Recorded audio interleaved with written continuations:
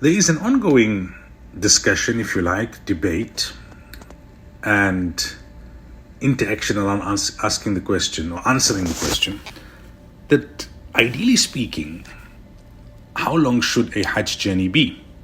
You get packages for around 6 weeks, and then you get packages for as short as 2 weeks.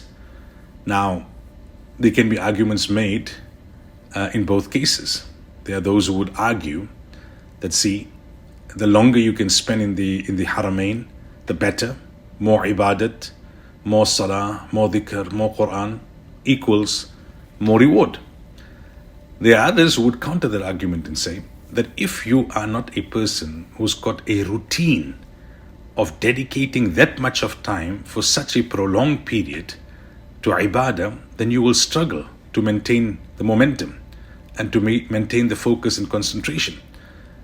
Ramadan may be an example where for 30 days you maintain a higher level of spiritual activity, but it's not, generally speaking, you're not totally dedicating the bulk of your time, even in Ramadan, because you're still going to work, you still got your chores, you still have your responsibilities.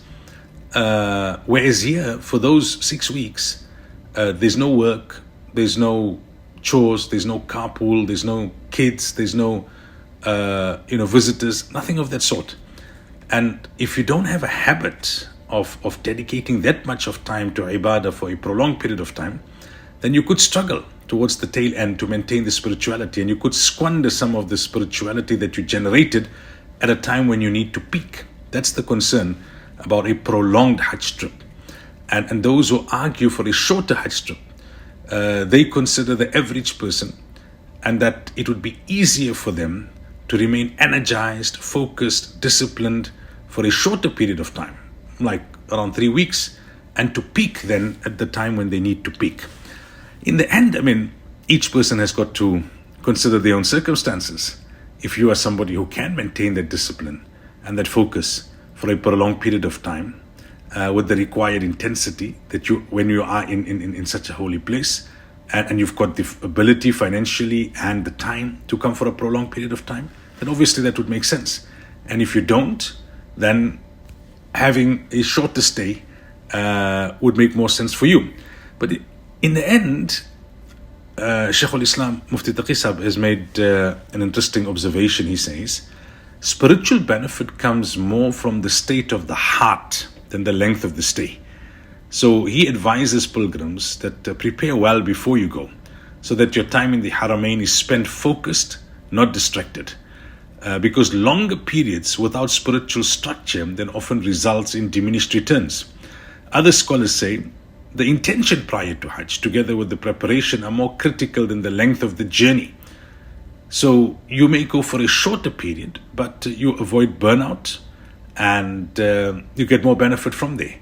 On the other hand, you may come for a short period, but you never prepared adequately, and the person who was there for a longer period of time is able to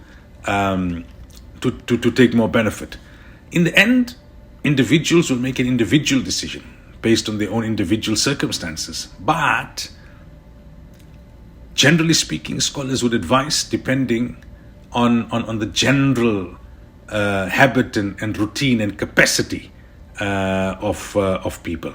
That's why it seems to me, Wallahu a'lam, and Allah knows best, that the gravitation and the leaning now from scholars is towards shorter, more impactful trips rather than longer trips where you then inevitably, despite your good intentions, find a challenge in maintaining and sustaining the spirituality.